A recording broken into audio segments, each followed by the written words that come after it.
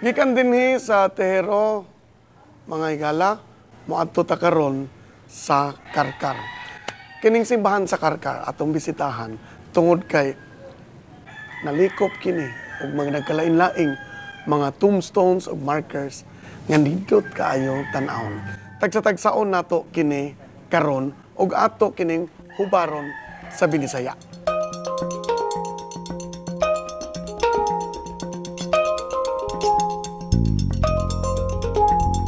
Kanang bone chambers, mga 20th century na siya. Kanang privilege na for the family nga ang ilaha bitang forebears dakog natabang sa simbahan.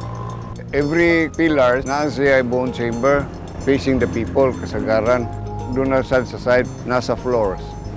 PSK pahulay sa kalinaw, mo ipasabutan nya mo ni pahinungod sa kalag ni Petrona Aligado o ni Arcadio Aligrado. Kuan man ni sila magtiayon. Dinhi sa ubos, aniya ang ilang mga bukog ug abog. Nga gibalhin dinhi sa Hunyo 1, 1919. Here lies the mortal remains of Juan de Rodriguez.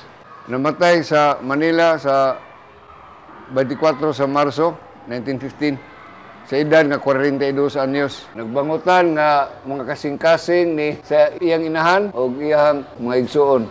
Remembrance of sa iyang byuda o sa iyang anak. Kini, Lanyas. 1921 na ni namatay. Dito namatay sila Danao, 57 years old. Micaela R. de Impantado. Mo ni ang R. Rama ni. Kanang kuwanin ni Vicente Rama. Mag-agam siguro ni sila yun, tagsa. Diyan na po, mga Sarmiento, gyapon. Ganahan ko niya matanaw. May kayo pagkabuhat ba, kalalik ang iyahang kuano, iyahang tombstone. Marble, oh. Nindot kayo. Namatay, 1903. Dagam ni namatay. Ngano, why dedication sa bana? Parents ra, ug sa iyang brothers. Muna ang kuhan, patriarch sa Noel family sa Karkar. Muna Kapitan Insyong. Ang kuya dari sa Karkar, muna yung mga linya ni Don Pedro Kuy. Kahoy man ni. Murag marble, no? Pero kahoy ni.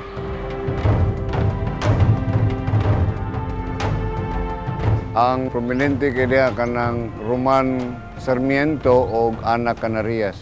Muna siya 4 months pag-construct sa among simbahan. Nimusa na siya tagiya sa balay nga tisa. Don Roman Sarmiento, Doña Ana Canarias. Nya donor sa organ redunam ni organ dako tong una. Died respectively. Roman Sarmiento died in 1885 at the age of 73. Unya si kanang Doña Ana Canarias died on May 5, 1917 at the age of 105.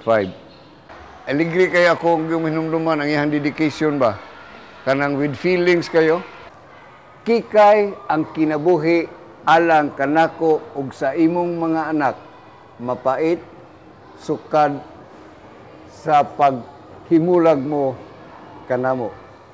Lunlon, kasakit, kasubo ug kamingaw ang among ginatagamtam sa kanunay o palad. Pero kini siya, awigsoon ni Bandong Kanaya nga apil sa pagpatay ni Leon Kilat. Antod karon, nagyog mo dumdum because makita pa man nato ang lineage nila. October 31, nagsugo na nagpamutan diri panghad ang mga tagtungod.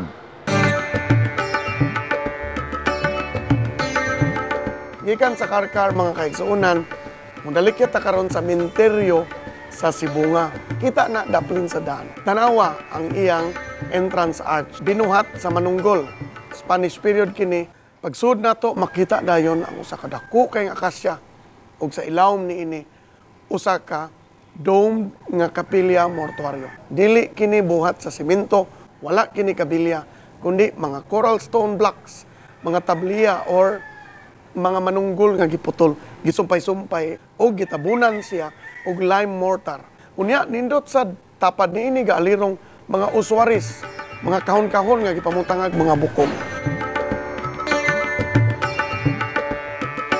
Ano ipambutang itong mga bukog sa mga karaan, hadiha ka itong mga kwarta-kwartahan nga mga kuan, hadiha ibutang ang bukog nila. Gikan sa minteryo sa Sibunga, adto ta sa simbahan. Dili lang ang ceiling paintings ang anindot ni ining simbahan. At sa di pa kamusod sa nave or sa main yun nga part sa simbahan. Naa sa kilid tanawa kining mga lubong nga dunay mga porcelain nga mga buwak. Pare-pareho ni sa kanang giingon kanog gyadro nga mga productions. Precious kini sila. 1920s to 1930s pa ni siya. Gibutang din hiya.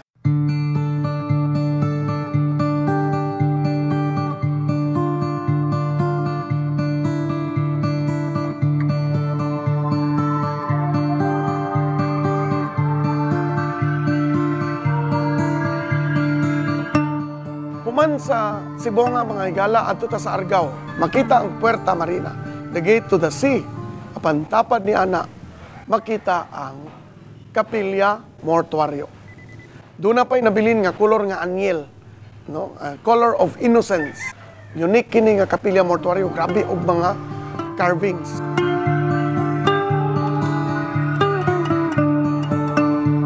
Na-establish ni siya during sa Spanish period. Same time nga gi-construct ang Puerta Marina, nahimo ni siyang hayaanan. Kilid ana niya kay mentaryo man, so gikan gihaya ilubong dito sa kilid.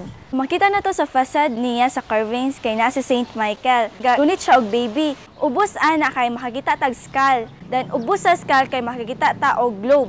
Then ibabaw sad sa skull kay naay hourglass. Kilid sa skull kay naay sword and pako sa devil. Then sa iyang right side kay laurel leaf. Ug mosulod ka sa simbahan sa Argao mga higala. Naa sa salog dunay lubong sa pare nga usas mga nagtukod sa simbahan. Nag-ingon ang among mga ancestors nga Agustinian priest ni siya. Before siya namatay, nagsakit pa siya. Nga nagsuggest siya nga if kung mamatay man gani siya, gusto siya nga mulubong or hayaon sulod sa simbahan.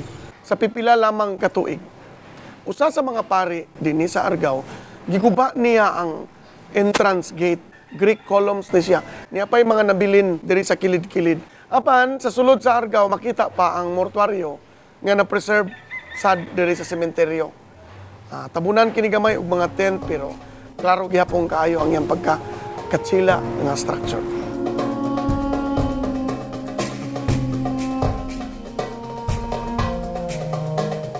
Mga higala, alam sa atong Halloween special niya karon sa Vatican Museum sa ilang collection of sarcophagi. Ini mga lupong sa kanaang panahon sa mga Kristiyano.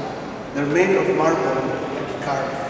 Lahit sad siya sa mga klase sa mga lupong na naa sa Pilipinas, nasa Subo. 1,500 to 1,000 years ago siya ng mga klase sa mga lupinganan. Niya pa yung sa kapantiyon na made of marble sa Subo.